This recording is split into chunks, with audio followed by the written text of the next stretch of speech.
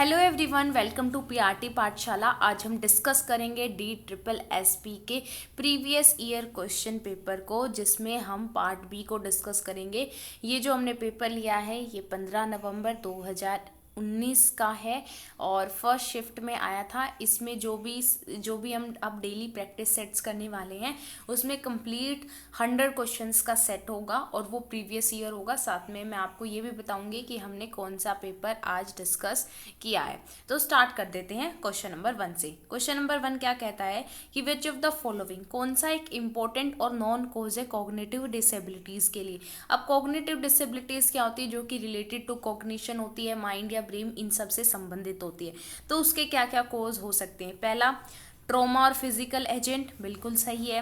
Chromosomal abnormality भी होती है। साइकेट्रिक डिसऑर्डर्स भी हो सकते हैं, क्योंकि ये भी क्या है, मनोरोग संबंधी विकार है, रिलेटेड टू कॉग्निशन है। नेक्स्ट है मेटाबॉलिज्म और न्यूट्रिशन। तो क्या पता चला हमें, ये सारे के सारे क्या होते हैं, इंपॉर्टेंट कॉज हैं और नॉन कॉज हैं किसके, कॉग्निटिव डिसेबिलिटीज के।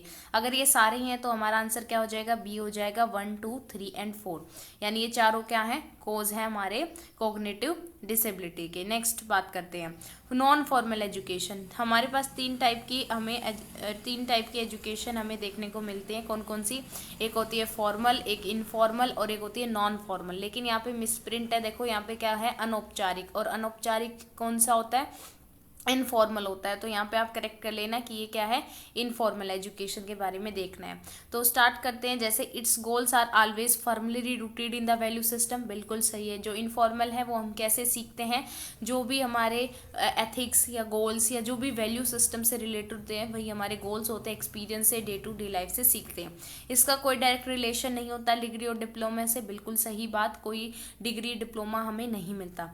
फिर नेक्स्ट का है कि it's not a supplement to formal और नॉन फॉर्मल। फॉर्मल क्या होती है, जो हम जाके सीखते हैं इंस्टीट्यूशंस में, स्कूल की लर्निंग, कॉलेज की लर्निंग। और नॉन फॉर्मल क्या होता है, जैसे NIOS की लर्निंग, इग्नू की लर्निंग, यानी हम दूर डिस्टेंस लर्निंग जिसे बोलते हैं। तो ये सप्लीमेंट नहीं है। सप्लीमेंट क्या होता है, जैसे आप हेल्थ सप्लीमेंट लेते हो, यानी कि ये इनको सपोर्ट नहीं करते, बिल्कुल गलत बात है। ये सपोर्ट करते हैं, यानी कि जो इनफॉर्मल एजुकेशन है, यहाँ पे इनफॉर्मल है ना, इनफॉर्मल जो एजुकेशन है वो सप्लीमेंट करती है फॉर्मल और नॉन फॉर्मल को, यानी ये बात गलत है। और ये दोनों ही हमारी सही है। तो हमारा ऑप्शन कौन सा हो जाएगा, इसमें हमने करेक्ट पूछा, ध्यान रखा करो क्या पूछा गया, करेक्ट या इनकरेक्ट। तो आंसर होगा हमारा डी, जिसमें 1 और 2 हमारा करेक्ट हो गया।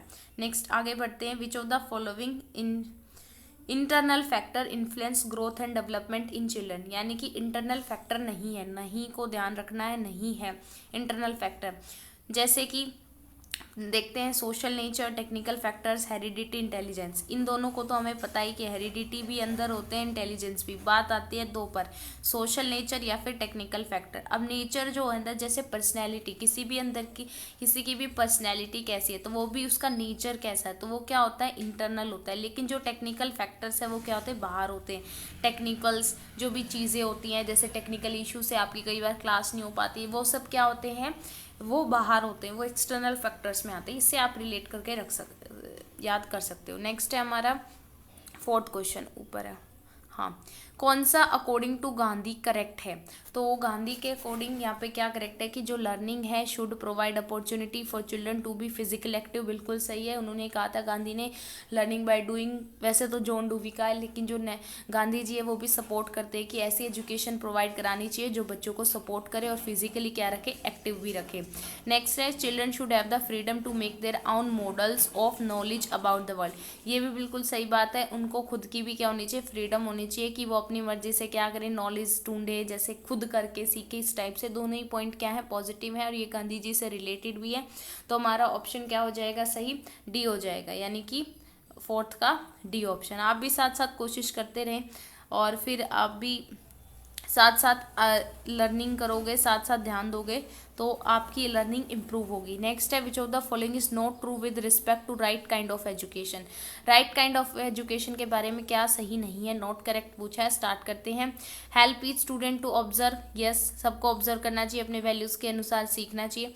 टीचर हेल्प्स, टीचर क्या करे, हेल्प करे। और each student to gain knowledge from preconceived ideas about life, यानी कह रहा है कि जो टीचर है, टीचर ही क्या करे, जैसे जगमग का कॉन्सेप्ट होता है कि टीचर क्या है, जग है, बच्चा क्या है, मग है, और जग से मग में क्या हो रहा है, ट्रांसफ़र हो रहा है। तो ऐसा नहीं होना चाहिए, ये बात गलत है। ठीक है। नेक्स्ट है हर एक बंदे को अपने कंडीशनिंग इफेक्ट्स के बारे में अवेयर होना चाहिए, जैसे मेटाकोग्निटिव होता है ये। Helps student to observe and understand in relation to all things, ये भी क्या है, इसमें बच्चा भी एक्टिव है। तो हमारा आंसर क्या हो जाएगा, बी हो जाएगा। यानी कि हम टीचर को अपने ही जो प्री कंसीव्ड आइडियाज़ है उनको बच्चों पर नहीं थोपना चाहिए। विच of the following can be done by community, क्या कम्युनिटी कर सकती है इम्प्रूव करने के लिए स्कूल एजुकेशन। पहला है increase in retention of girls in schools, बिल्कुल सही है। To boost the moral of school teachers, बिल्कुल सही है। अगर कोई स्कूल टीचर अच्छा काम कर रहा है तो क्या करना चाहिए, कम्युनिटी को प्रेज करना चाहिए। टू सपोर्ट टीचर्स, बिल्कुल सही। तो यानी हमारा तीनों ठीक है, बी ऑप्शन करेक्ट हो जाएगी। Which of the following one of the ways जो टीचर है इनकरेज कर सकता है thinking skill in children, thinking skills कैसे इंप्रूव करें। Recognise the conditioned nature of many thinking skills, सही है। यानी हम कंडीशनिंग टाइप में करते हैं। देखो कंडीशनिंग नेगेटिव वर्ड नहीं होता, उसका रिस्पेक्ट क्या है, किस तरीके से बोला गया है वो डिपेंड करता है। तो थिंकिंग स्किल्स अभी हमें बच्चों को सिखानी पड़ेगी ना, जैसे मेटाकॉग्निटिव स्किल्स, जो भी अलग अलग टाइप की थिंकिंग स्किल्स होती हैं, तो उसको हमें क्या करना पड़ेगा, टीचर को रिकॉग्नाइज करना होगा, सिखाना होगा। नेक्स्ट है बच्चे अपने आप से बात करें, यस ये तो सबको पता है। विचार सेल्फ टॉक कितनी ज़्यादा इम्पोर्टेंट है। फिर ट्रांसफ़र हो लर्निंग का, कनेक्शंस बने विद इन और आउट टू, और ये क्या है, तीनों ही बातें सही हैं। तो हमारा आंसर क्या हो जाएगा, बी हो जाएगा। नेक्स्ट बात करते हैं विच of the following words can not be used for positive verbal reinforcement, तो कौन से वर्ड पॉजिटिव वर्बल रिइंफोर्समेंट के लिए यूज़ नहीं हो सकते। तो देखो एक्सीलेंट, फेयर करेक्ट हो सकते हैं, लेकिन पुअर नहीं हो सकते। देखो आसान आसान सवाल भी आते हैं कई बार DSSP में, देख सकते हो आप। Which of the following needed to know, क्या जानने के लिए ज़रूरी होता है, क्या ज़रूरत होती है। पहली बात तो हमें ये पता होना कि स्टेटमेंट ट्रू हो, मस्ट बी ट्रू। नेक्स्ट है statement person must believe the statement, व्यक्ति को प्रस्ताव पर विश्वास करना चाहिए। दोनों ही बातें जरूरी है। यानी कि हमें क्या जानने की आवश्यकता है, जैसे कोई भी स्टेटमेंट है, कोई भी स्टेटमेंट होती है तो हमें ये पता होना चाहिए कि वो स्टेटमेंट ट्रू है, ये तो जानना ही पड़ेगा। और हम क्या है, बिलीव करता हो पर्सन, यानी कि ये बात सत्य है और ये स्वीकार्य है। तो इस तरीके से इनका आंसर हो जाएगा ए, यानी बोथ 1 और 2। नेक्स्ट है कौन से टाइप ऑफ लर्निंग होगा जिसमें हम बियॉन्ड जाते हैं। अब देखो बियॉन्ड एक तो होता है थिंकिंग ऑफ थिंकिंग, एक हो रहा है जो भी डाटा अवेलेबल है उससे हम दूर जा रहे हैं और सिंथेसाइज कर रहे हैं पर्सनैलिटी कैरेक्टरिस्टिक्स के बेसिस पे। तो ऐसे क्वेश्चंस कौन से होते हैं, हाइपोथेटिकल होते हैं। ये ऑप्शंस के बिना भी आप खुद ही समझ जाओगे जब बच्चा क्या जा रहा है, बियॉन्ड जा रहा है। तो प्रोएक्टिव क्या होता है, जो बच्चों को उत्तेजक होते हैं, जैसे टीचर इंट्रोडक्टरी क्वेश्चंस पूछते हैं बच्चों का ध्यान लाने के लिए। कन्वर्जेंट क्या होते हैं, जिसका एक ही सटीक आंसर होता है। कॉन्सिक्वेंसेस क्वेश्चंस क्या होते हैं कि इसका परिणाम क्या होगा, जैसे अगर ज़्यादा CO2 बढ़ जाएगी अर्थ पे तो इसका परिणाम क्या होगा, ये ग्लोबल वार्मिंग वगैरह, ग्रीन हाउस इफेक्ट। नेक्स्ट है हाइपोथेटिकल क्वेश्चंस, इसका आंसर क्या है, हाइपोथेटिकल क्वेश्चंस है। एजुकेशन का रोल क्या है इंडिविजुअल के डेवलपमेंट में। देखो भाई टीचिंग स्किल सिखाता है बच्चों को भी सिखाता है। जैसे हम खुद भी क्या है, हम लर्नर हैं, तो लर्नर में क्या होता है, खुद को पढ़ाना भी होता है। जैसे हम कई बार क्या करते हैं, खुद पढ़ के प्रैक्टिस करते हैं और उनको प्रिपेयर करना, कैसे, फिजिकली, मेंटली और सोशली क्या करना, प्रिपेयर करना, डेवलपमेंट करना। हायर एजुकेशन हेल्प करता है एक हेल्दी सोसाइटी मेंटेन करने में, जिससे एजुकेटेड हेल्थ केयर कंज्यूमर्स और प्रोफेशनल्स बने। ये दोनों ही क्या है, रोल ऑफ एजुकेशन के अंतर्गत आते हैं।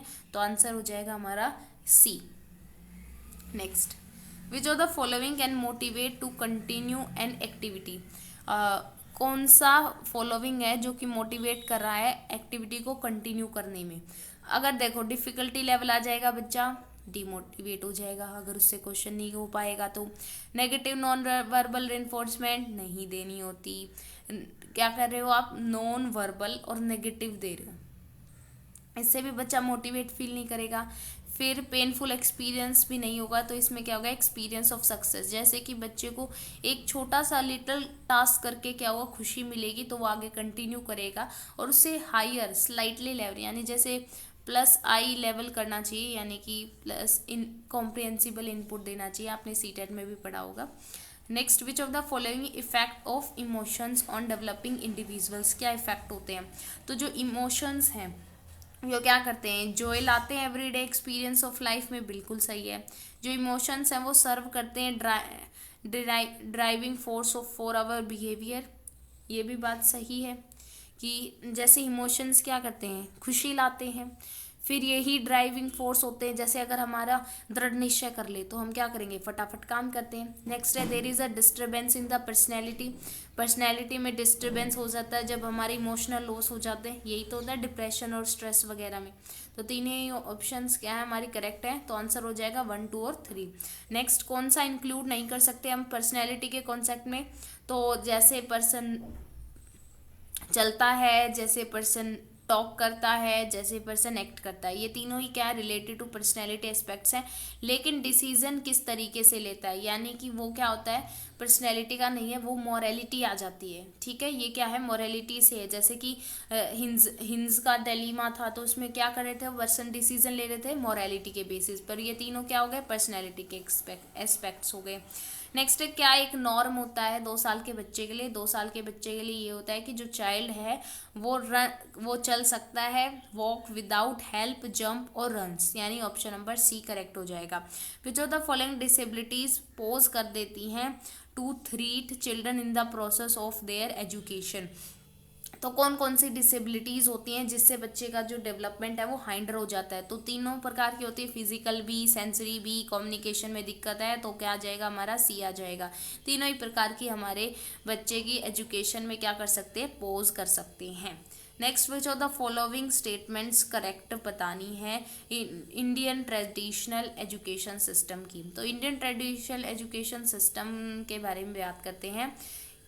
It was neither open to all or nor was there an equality, क्या ये बात सही है? बिल्कुल गलत है। क्या थे, ये सबके लिए द्वार खुले हुए थे और इक्वेलिटी भी थी। तभी तो देखो श्री कृष्ण और सुदामा क्या थे, एक ही आश्रम में रहते थे, एक ही गुरु से उन्होंने शिक्षा प्राप्त की। जबकि आपको पता है कि सुदामा की जो फैमिली थी वो बाद में गरीब भी हो गई थी, क्योंकि वो एक साधारण आम जनमानस था, और जो श्री कृष्ण है उसने बाद में क्या किया, राज किया था। तो इससे क्या पता चलता है कि उस समय बहुत इक्वेलिटी थी और सबके लिए द्वार खुले हुए थे, और वो दोनों एक साथ आश्रम में शिक्षा ग्रहण करते थे। It was noble in character and supported by religious motives, क्या सिर्फ धार्मिक चीज़ें ही सिखाई जाती थी आश्रमों में? बिल्कुल गलत है, क्योंकि जैसे आपने देखा है महाभारत में क्या वो धनुष बाण चलेना, शास्त्र विद्या, वो सारी चीज़ें सिखाई जाती थी, सिर्फ रिलीजियस मोटिव नहीं होता था, मोरालिटी भी सिखाई जाती थी, बहुत सारी चीज़ें थी। यानी कि ना स्टेटमेंट पहली सही है ना दूसरी सही है, ऑप्शन नंबर सी सही हो जाएगा। Which of the following note a learner related factor affecting learning? तो कौन सा फैक्टर नहीं है जो लर्नर को की लर्निंग को अफेक्ट कर सकता है? देखो, गोल लर्नर के होते हैं, मोटिवेशन लेवल लर्नर का होता है, अटेंशन भी लर्नर की होती है, लेकिन कम्युनिकेशन क्या होता है, कम्युनिकेशन का मतलब ही दो या दो से ज़्यादा का क्या होता है, कम्युनिकेट कर पाए। तो इसमें लर्नर के साथ साथ कोई दूसरा भी तो जी कम्युनिकेशन के लिए, तो इसका आंसर सी हो जाएगा। राइट टू एजुकेशन एक्ट 2009 में कितने मिनिमम वर्किंग डेज बोले गए हैं पहली से पाँचवीं के लिए? पहली से पाँचवीं के लिए बोले गए हैं 200 घंटे, और फिर उससे अपर क्लासेस के लिए 220 आवर्स बोले गए। ठीक है, अब है कौन सी थिंग्स डिक्लेयर्ड की थी बेंटिंग्स ने इन इट्स रिजोल्यूशन ऑफ 1835 के रिजोल्यूशन में क्या बोला गया था? ये बोला गया था टीचर ट्रेनिंग इंस्टीट्यूट्स खोलेंगे, नहीं, ये तो गलत है, ये तो गलत है। इसमें आएगा ये वाला, Persian was abolished as a court language. जो इसके बाद क्या हुआ कि जो पर्शियन भाषा थी वो क्या कर दी गई, अब कोर्ट की यानी कि जो दरबारियों की भाषा थी उससे अबोलिश कर दिया गया, यानी समाप्त कर दिया गया। तो यानी कि only two, option number C हमारा करेक्ट हो जाएगा। नेक्स्ट है, कौन कौन से प्रिंसिपल्स होते हैं play way method of teaching के? तो कौन कौन से होते हैं, एक second, principle of fulfilment of desires, ये तो है ही, होता ही है।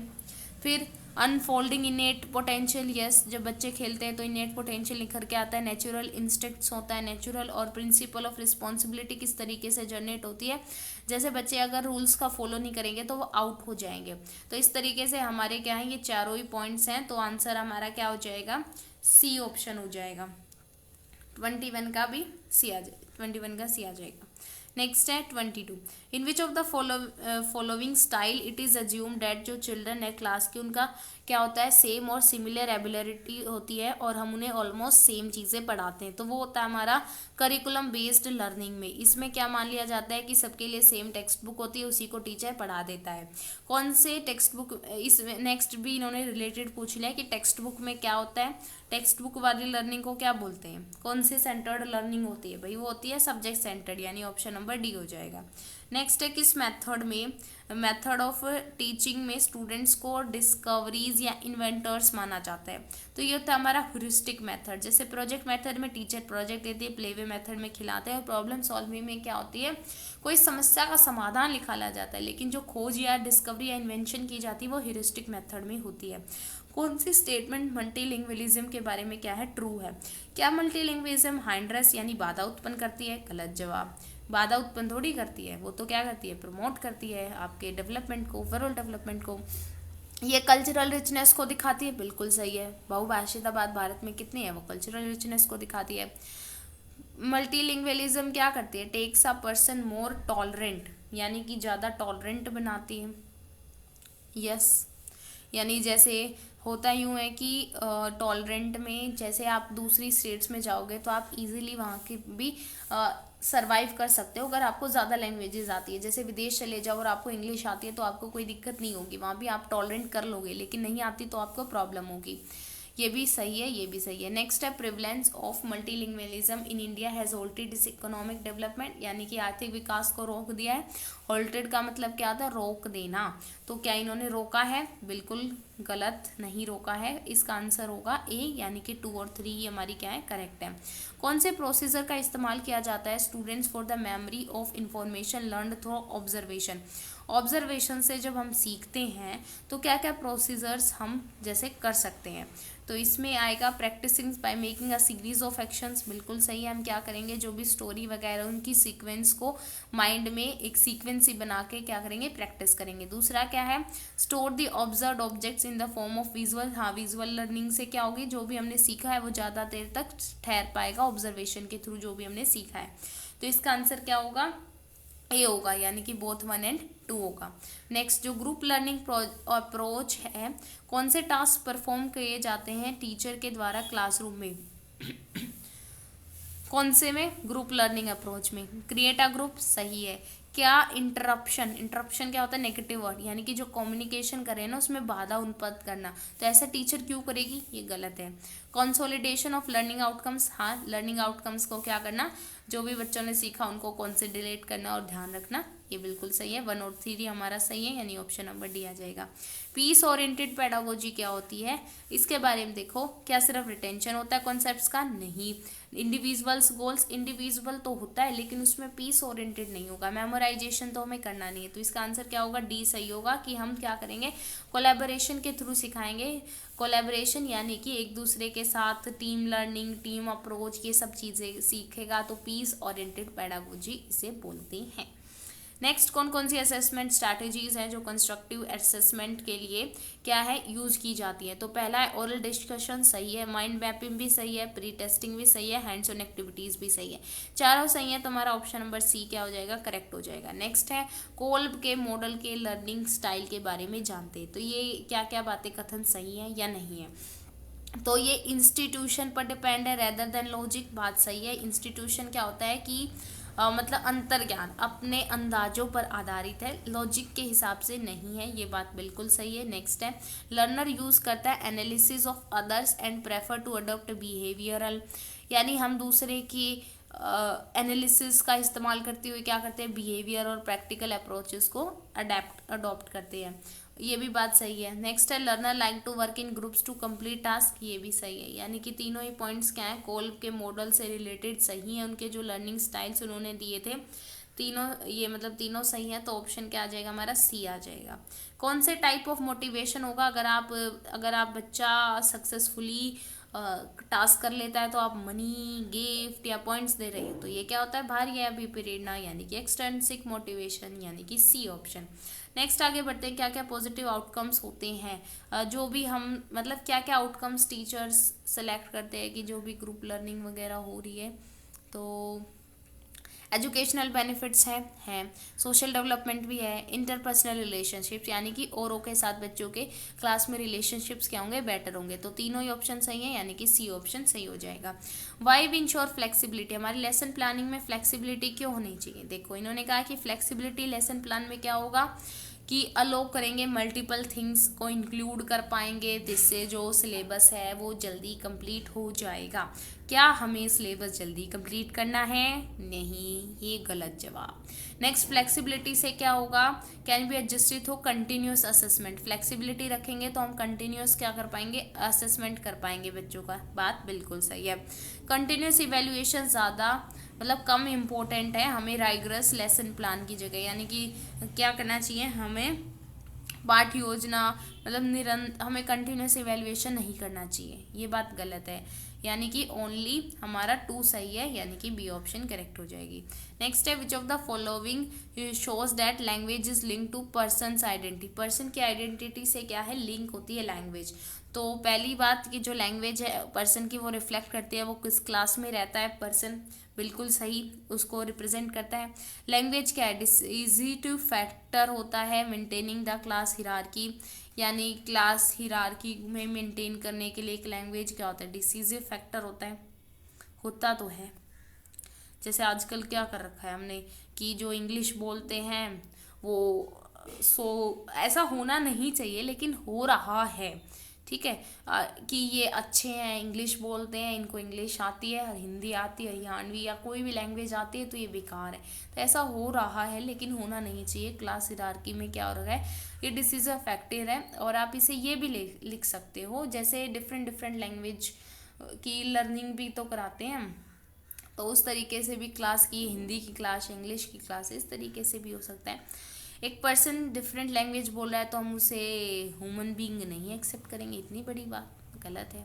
यानी ओनली 1 और 2 आएगा, यानी ऑप्शन नंबर ए आएगा, ठीक है। नेक्स्ट, कौन सा मेथड है जिसमें जो डिस्कवरी लर्निंग बाय डिस्कवरी है based on the following principles, मतलब डिस्कवरी ऑफ लर्निंग के प्रिंसिपल्स कौन कौन से हैं ये हमें बताना है। प्रिंसिपल ऑफ एक्शन है, थ्योरी ऑफ रीजन्ड थिंकिंग भी है, थ्योरी ऑफ पर्पसफुल एक्सपीरियंसेस भी है, principle of exploration of options भी है, यानी सारे हैं, यानी कि ऑप्शन नंबर ए हो जाएगा। सपोज करो हम जानना चाहते हैं कितने number of person different income groups के एक पर्टिकुलर विलेज में, इस डाटा के लिए हम म्यूनसिपल या पंचायत ऑफिस जाते हैं और डाटा कलेक्ट करते हैं, तो ये कौन से सोर्स में आएगा, तो ये हमारा आएगा सेकेंडरी सोर्स, यानी कि इसका ऑप्शन नंबर बी सही होगा, यानी subscribe to the career coach, इसलिए ये पीआरटी पाठशाला को सब्सक्राइब करें। सॉरी फॉर डिस्टर्बेंस, ये मेरा भाई है, ये डिस्टर्ब कर रहे हैं, तो कोई नहीं, हम कंटिन्यू करते हैं। तो इसमें आ जाएगा हमारा सेकेंडरी सोर्स। सेकेंडरी सोर्स क्यों, क्योंकि जो डाटा है वो पंचायत के पास है और पंचायत से हम ले रहे हैं। लेकिन प्राइमरी सोर्स में क्या होता है, प्राइमरी सोर्स होता है जब हम डायरेक्ट घर घर जाके डोर टू डोर सर्वे करें और वहाँ से डाटा कलेक्ट करें, तो इसका आंसर क्या हो जाएगा, बी हो जाएगा। क्या क्या एडवांटेजेस होते हैं एक्टिविटी बेस्ड अप्रोच के, तो एक्टिविटी बेस्ड अप्रोच में क्या होता है, ऑप्शंस पढ़ते हैं। स्कोप है learning one's own style and setting the pace of learning, ये बात बिल्कुल ठीक है। It develops the capacity for self learning, ये बात भी सही है। जब एक्टिविटी करके सीखते हैं तो इससे क्या होता है, ये भी एक्टिविटी बेस्ड अप्रोच में आते हैं। नेक्स्ट है डेवलप स्टूडेंट्स एबिलिटीज, जैसे investigative activities, evaluation of one's own knowledge and formation of new knowledge, ये तीनों ही पॉइंट्स क्या है हमारे सही है, तो आंसर हमारा बी आ जाएगा 1, 2 and 3। Which of the following forms are part of assessment in learning centred approach to learning, कौन सा असेसमेंट होता है जिसमें लर्निंग सेंटर्ड हो गया, तो इसमें हम ऑप्शंस देखते हैं। तो कौन कौन सा होता है, पीयर और सेल्फ असेसमेंट, हाँ जी, इंटीग्रेटेड भी होता है, और स्टूडेंट और टीचर्स एग्री होते हैं फीडबैक टाइम फ्रेम्स पे, यानी टीचर भी फीडबैक देता है, स्टूडेंट भी देता है। तो ये क्या होता है, मीनिंगफुल लर्निंग के पॉइंट्स होते हैं, और जो भी मतलब मीनिंगफुल लर्निंग, कॉन्टेक्चुअल लर्निंग जो भी आए सारे सही होते हैं, यानी कि इसका आंसर क्या हो जाएगा, डी हो जाएगा। Next, which of the following teacher learning method is a projected aid used by a teacher in teaching learning process, projected aid कौन सी होती है इसमें? एपिडियोस्कोप जैसे ये प्रोजेक्टेड एड में आते हैं जो कि प्रोजेक्शन करते हैं, जैसे ये प्रोजेक्टर भी होता है ना जो प्रोजेक्ट करते हैं इमेजेस को। नेक्स्ट है which of the following characteristics of formal operational stage, कौन कौन सी है? तो डेवलपमेंट स्ट्रॉन्ग आइडियलिज्म बिल्कुल सही है। टोटल जर्नलाइजेशन हो जाती है थॉट्स में, ये भी सही है। Ability to cope with envisaged thoughts and situations, ये भी सही है, यानी कि बी ऑप्शन सही हो जाएगा। नेक्स्ट है एक्सियोम्स क्या होते हैं? एक्सियोम्स हमने मान लिए हैं कुछ ज्योमेट्री में होते हैं जिनके बिना हम किसी सर्टेन थिंग को स्टडी नहीं कर सकते। तो इसमें पूछा कौन सा फंडामेंटल नहीं है। पहला है देखो आपको ज़रूरी नहीं कि सब आते हो, लेकिन अगर आपको कोई हिंट मिल जाए कि कुछ गलत हो सकता है तो आप सीधा उस पर स्ट्राइक कर सकते हैं। वैसे एक बार पढ़ लेते हैं। एक line draw through 2 points in also line in the plane, सही है। दो प्लेन इंटरसेक्ट करते हैं तो इंटरसेक्शन स्ट्रेट लाइन होती है, सही है। एवरी लाइन और प्लेन क्या होता है? सेट ऑफ पॉइंट्स होते हैं। अब इन्होंने कहा है next only a few lines can be drawn from a point, ये बात गलत है क्योंकि एक पॉइंट से हम मल्टीपल लाइंस यानी कि इनफाइनाइट नंबर ऑफ लाइंस क्या कर सकते हैं? ड्रॉ कर सकते हैं। आप जैसे देख सकते हैं मैंने एक पॉइंट से कितनी ड्रॉ कर दी। नेक्स्ट है विच ऑफ क्या एडिशनल केयर की ज़रूरत होती है जब आप बच्चों को सिखाएं कि आप स्केल्स को कैसे यूज़ करें? तो भाई सब यूनिट्स का नोटेशन पता होनी चाहिए, कैसे हम कन्वर्ट कर सकते हैं, प्रॉपर पोजीशनिंग ऑफ स्केल पता होनी चाहिए। जैसे आप स्केल सिखाते हो प्राइमरी क्लासेस में तो यहाँ 0 है तो आपको 0 से स्टार्ट करना है, ये वाला पोर्शन छोड़ देना है। इस तरीके से कुछ चीज़ें हमें सिखानी पड़ती है। एस्टिमेट करना भी for finding the actual length, जिससे क्या हो किस टाइप का स्केल आपको यूज़ करना है वो भी पता हो, और लेंथ को क्या करना कैलकुलेट करना करेक्टली। तो इसमें क्या आ जाएगा? बी ऑप्शन आ जाएगा। मीटर किससे डिराइव हुआ? ग्रीक के कौन से वर्ड से? मैट्रोन वर्ड से है, यानी बी ऑप्शन। ये भले ही आपको इंग्लिश में सेम दिख रहा हो लेकिन मैट्रोन ही होता है। आप ऐसा नहीं आता एग्जाम में, ध्यान रखना।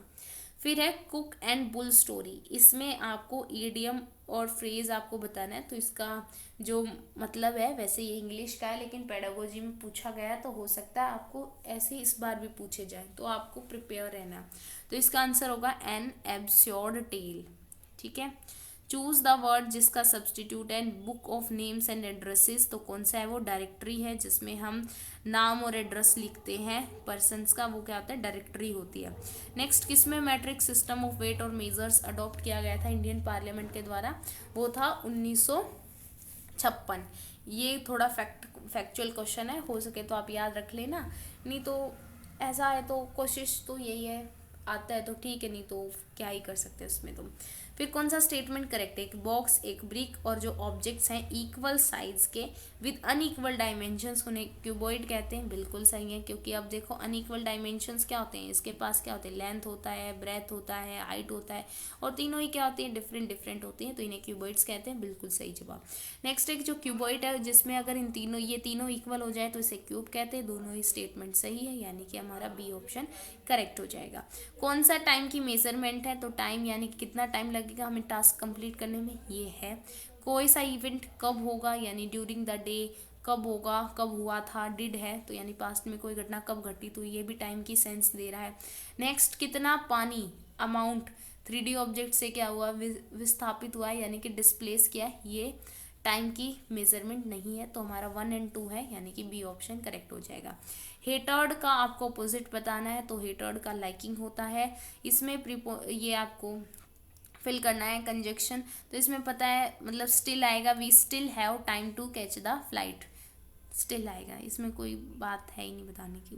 नेक्स्ट है जब न्यू बिहेवियर एक्वायर किया जाता है ऑब्जर्वेशन अलोंग से, तो जो लर्निंग है वो कैसी अपीयर होती है? ड्रामेटिक होती है या कॉग्निटिव होती है? वो होती है हमारी कॉग्निटिव। जो ऑब्जर्वेशनल लर्निंग है सॉरी ऑब्जर्वेशनल लर्निंग है वो लर्निंग होती है, वो उसका नेचर कैसा होता है? कॉग्निटिव होता है, ओनली 2 आएगा। ड्रामेटिक क्या होता है? रोल प्ले करना या ड्रामा करना, ये एक बहुत डिफरेंट कॉन्सेप्ट है, और कॉग्निटिव होती है हमारी लर्निंग, भी आएगा। गो आउट ऑफ वंस वे, ये इडियम फ्रेज दूसरी आई है और इसका मतलब होता है make a special effort, special effort, तो यानी डी हो जाएगा। कितने जीन पियाजे के कितने स्टेजेस हैं? हमें पता है 2 स्टेजेस होती हैं, कौन से वाली है? मॉरल जजमेंट वाली है। अब पूछा है कि फिगर कैसी बनेगी जिसमें 2 ट्रायंगुलर फेसेस हैं, एक टॉप पे है और एक बॉटम पे है, और इन्हें बेसिस बोला जाता है। 3 ट्रायंगुलर फेसेस होते हैं, तो इसे हम क्या बोलते हैं, प्रिज्म बोलते हैं। जैसे कि ऐसे और ऐसे, और फिर ये 3 होते हैं, एक ये वाला, एक इनके नीचे होगा रेक्टेंगल, और एक इनकी दूसरी साइड होगा। इस तरीके से होता है। और एक सेकेंड, ऐसे देखो,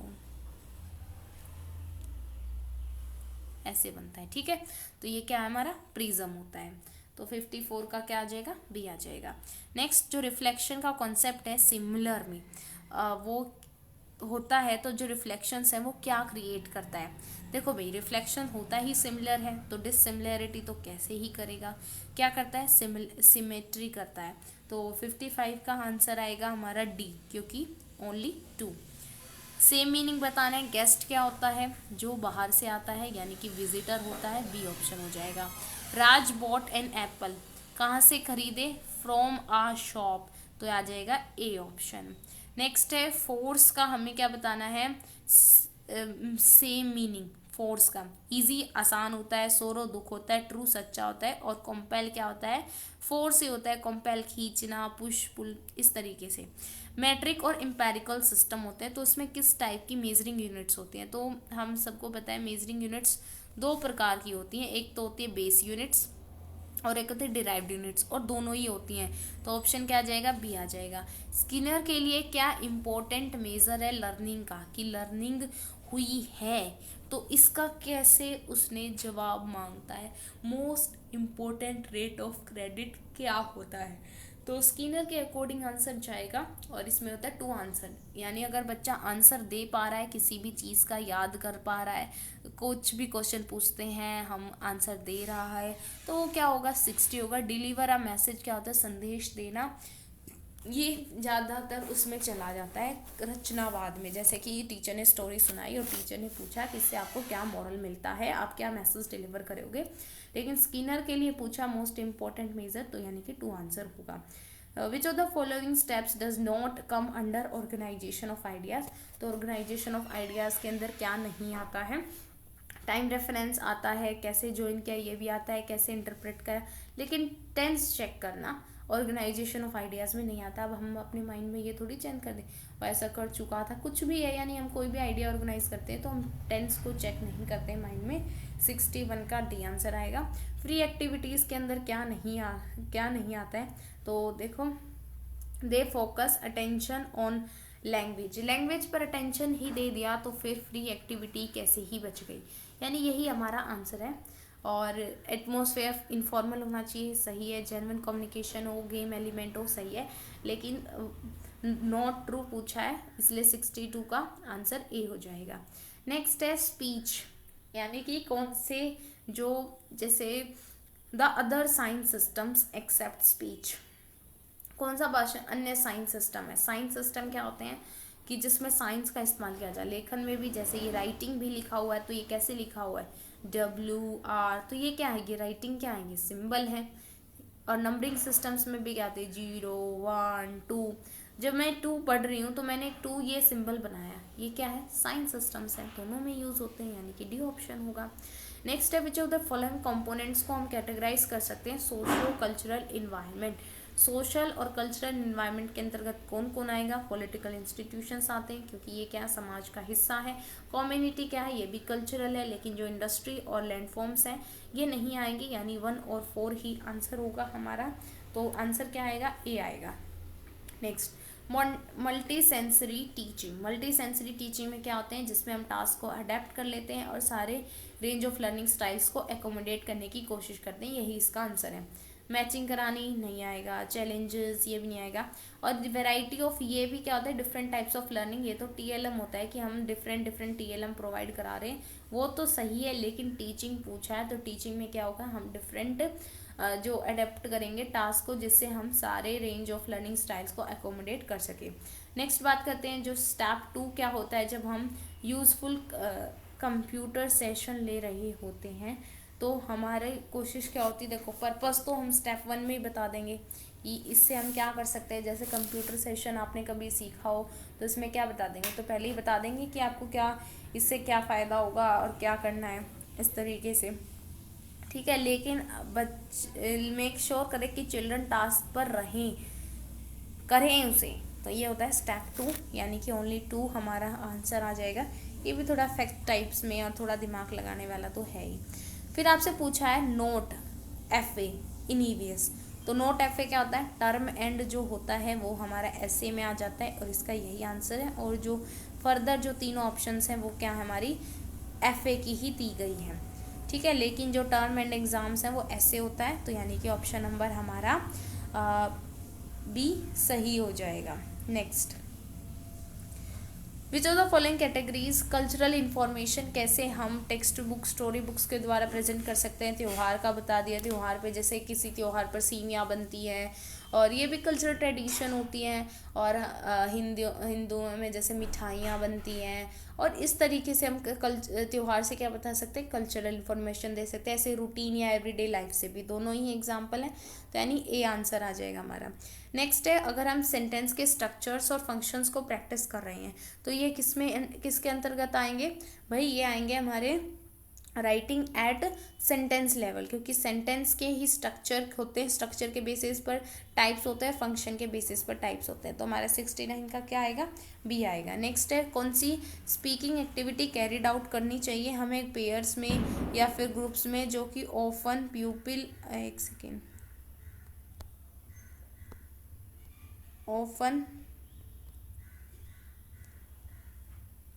इट्स नॉट वर्किंग, हाँ हो गया ना। जो कि कैरिड आउट की जाती है हमारी किस में, पेयर्स में या ग्रुप्स में, जिसमें जो प्यूपिल हैं वो क्वेश्चन पूछते हैं, दूसरा आंसर देता है, इस तरीके से।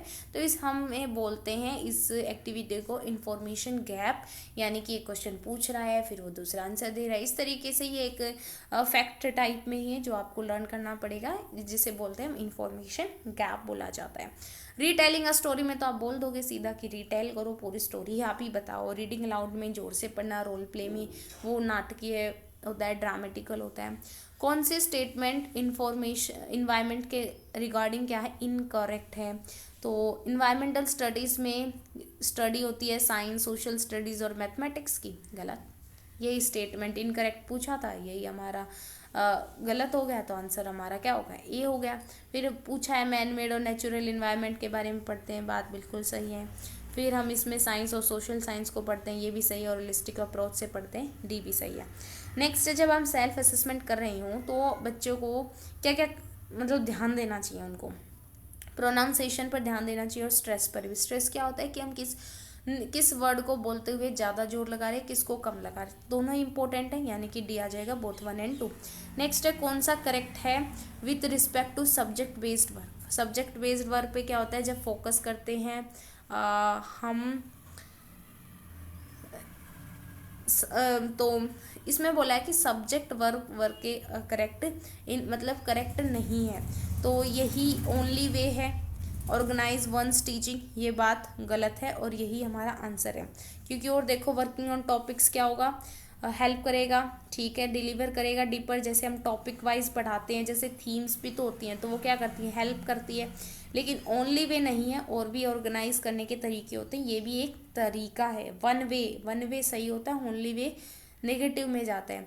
और सिंगल टॉपिक को हम क्या है ज़्यादा इंपॉर्टेंट, ये भी अच्छी बात है, ठीक है।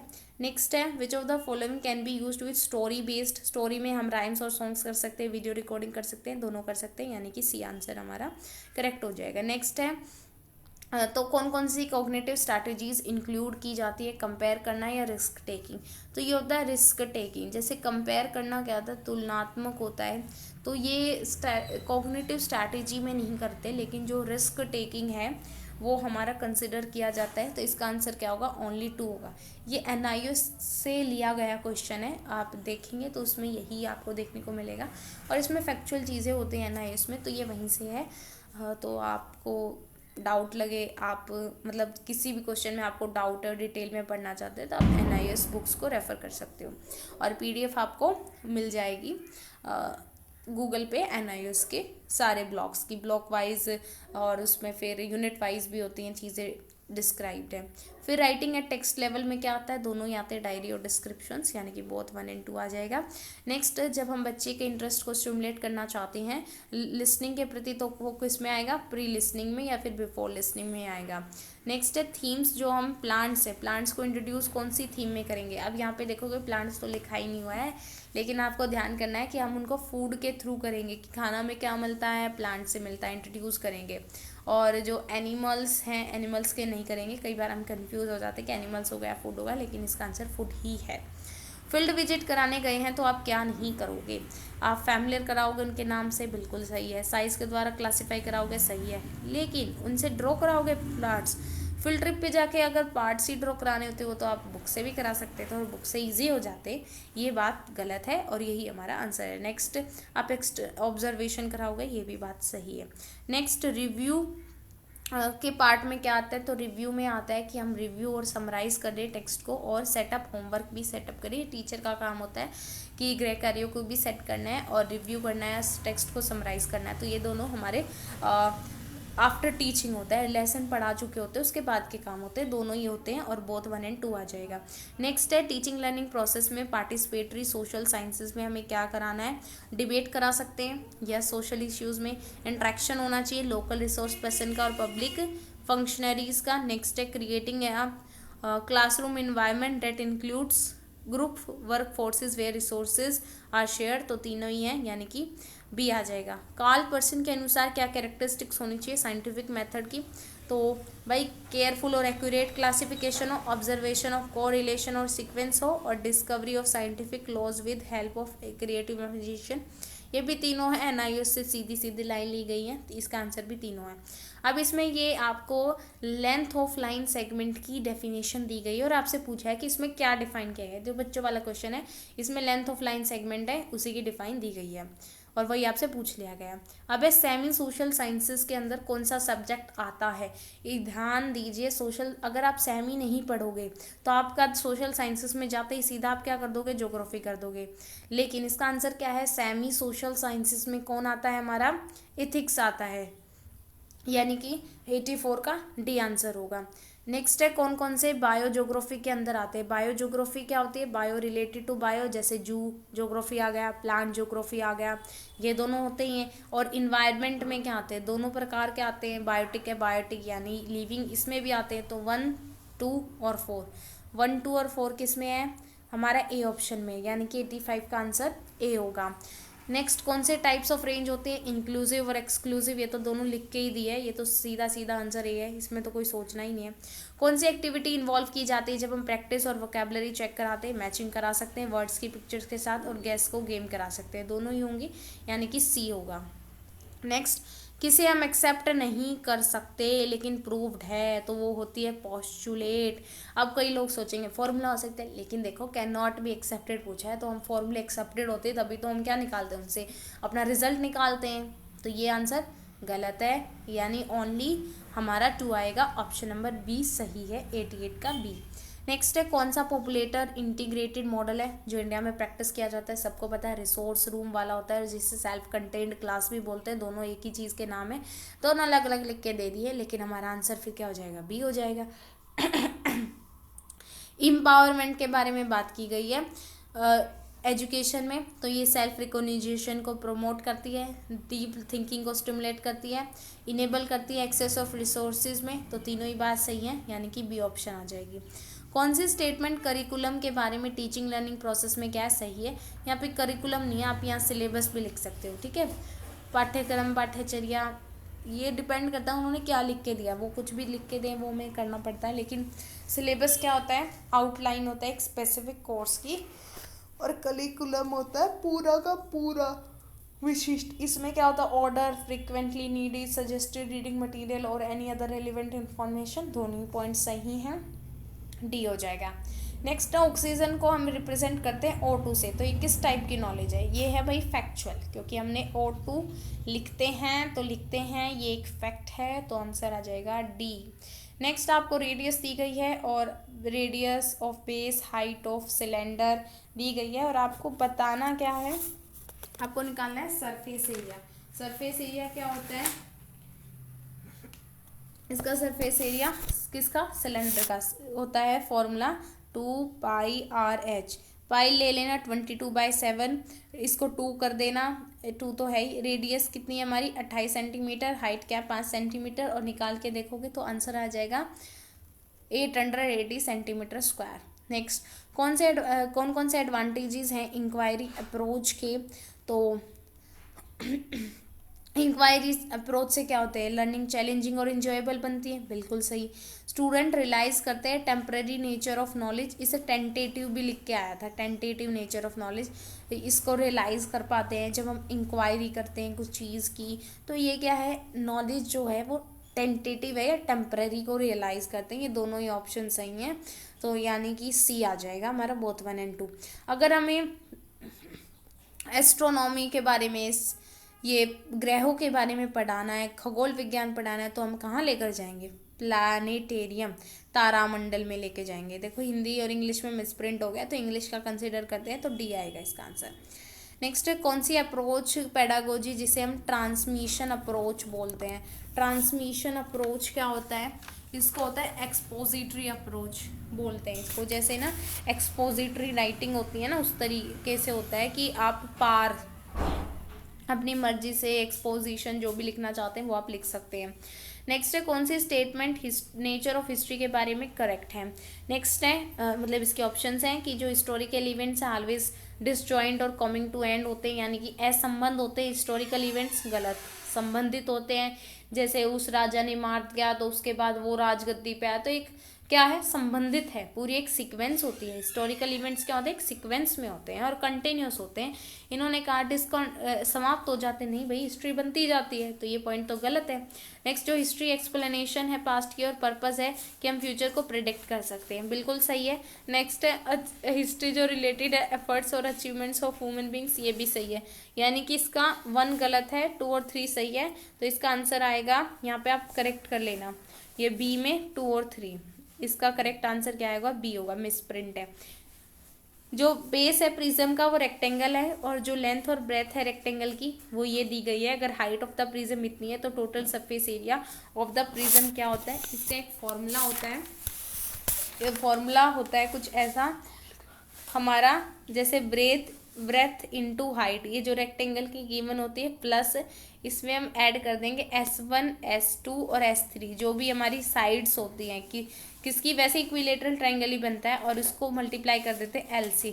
तो ये हमारा फॉर्मूला होता है ये प्रिज्म का, आप देख लेना, और जब आप इसे कैलकुलेट करोगे तो इसका आंसर जो आएगा वो आएगा 520 सेंटीमीटर स्क्वायर, यानी कि बी ऑप्शन।